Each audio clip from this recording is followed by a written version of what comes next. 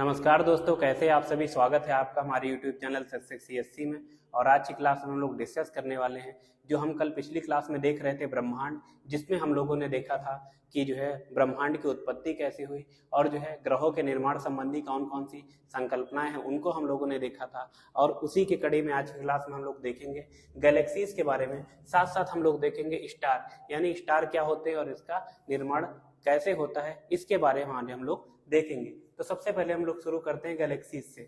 तो गैलेक्सी क्या होती है, आपने देखा था कि जब जो है बिग बैंग सिद्धांत के अनुसार जब हम लोगों ने देखा था कि जो बॉल का विस्फोट होता है और आगे क्या होता है, कुछ ही सेकंड में जो है जो मैटर्स होते हैं वो आगे की ओर फैल जाते हैं और धीरे धीरे क्या होता है उसमें शीतलन स्टार्ट हो जाता है और जो है गैलेक्सीज का निर्माण होता है। तो गैलेक्सी क्या होती है, तो गैलेक्सी क्या होती है, जो धूल कण है, जो ब्रह्मांड की उत्पत्ति के समय आरंभिक धूल कण थे, उन्हीं का एक जो संगठित रूप है वही गैलेक्सी कहलाता है। तो अभी हम लोग देखेंगे गैलेक्सी। तो गैलेक्सी में हम लोग देख रहे हैं उसके आकार के बारे में। तो इसका आकार सर्पिलाकार हो सकता है, अंडाकार हो सकता है और इरेगुलर यानी कि अनियमित शेप का हो सकता है। तो आप जानते हैं हमारी गैलेक्सी कौन सी है, आकाश गंगा है, जिसको हम लोग मंदाकिनी या फिर दुग्ध मेखला के नाम से भी जानते हैं। अगर बात करी जाए इसकी विशेषताओं के बारे में, यह सर्पिलाकार है। साथ साथ देखा जाए इसके व्यास की बात करी जाए, यानी इसका व्यास लगभग जो है 1,00,000 प्रकाश वर्ष के बराबर है। साथ साथ देखा जाए ये जो है तस्त्री नुमा है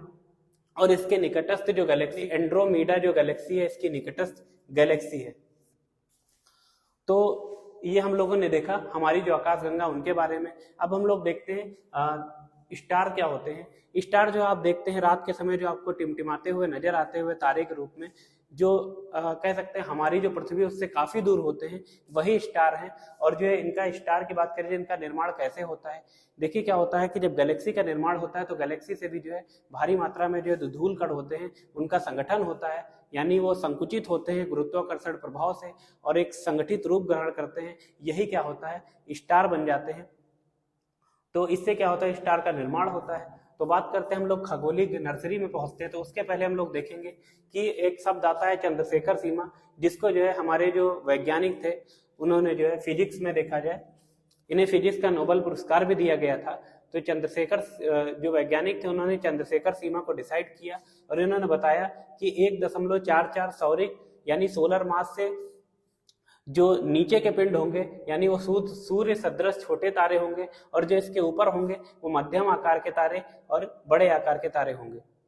तो बात करी जाए चंद्रशेखर सीमा डिसाइड कैसे होती है, जैसे कि आप देखते हैं सुपरनोवा जो विस्फोट होता है, सुपरनोवा विस्फोट होने के कारण क्या होता है, जो भी कोई पिंड होगा उसके बाहरी आवरण क्या होता है, जो ब्लास्ट होता है तो बाहरी आवरण दूर चला जाता है और एक छोटा सा भाग जो बच जाता है, यानी केंद्र के रूप में जो भाग शेष रह जाता है, जो वही भाग होगा अगर जो है इसका जो द्रव्यमान होता है, जो शेष भाग रह जाता है केंद्र के रूप में, उसका जो द्रव्यमान होता है वही द्रव्यमान जो है चंद्रशेखर सीमा कहलाती है। अगर ये 1.44 है तो ये इस सीमा को डिसाइड करता है कि कौन सा सूर्य सदृश छोटे तारे होंगे या फिर मध्यम आकार के तारे या फिर बड़े आकार के तारे होंगे।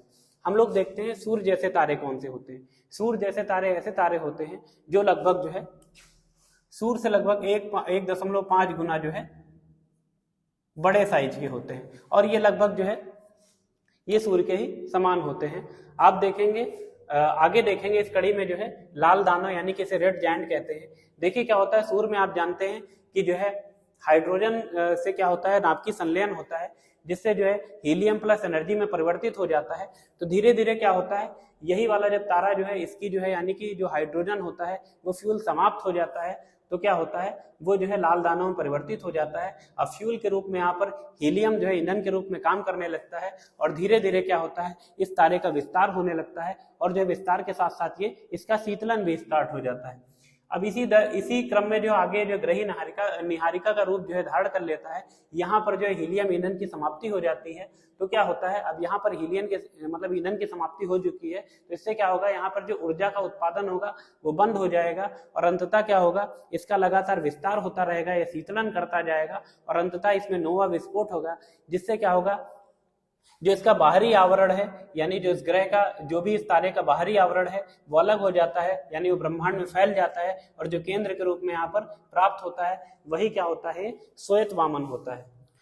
तो ये जो केंद्र होता है यहाँ पर क्या देखें श्वेत वामन होता है, और यही जो केंद्र होता है धीरे धीरे इसका विकिरण यानी कि इसकी उष्मा जो है अंतरिक्ष में फैलती चली जाती है, जिसके कारण क्या होता है इसका आकार छोटा होता चला जाता है और अंततः ये पृथ्वी के आकार का ये हो जाता है। तो यानी कि अगर सूर्य जैसे जो सदृश तारे होंगे यानी जिनका सौरिक द्रव्यमान जो है 1.44 चंद्रशेखर सीमा से कम होगा, वैसे तारे जो है श्वेत वामन का रूप लेते हैं। आगे देख लें हम लोग जो है विशाल तारे, यानी इसके बात करेंगे इसके सौरिक द्रव्यमान कितना होगा।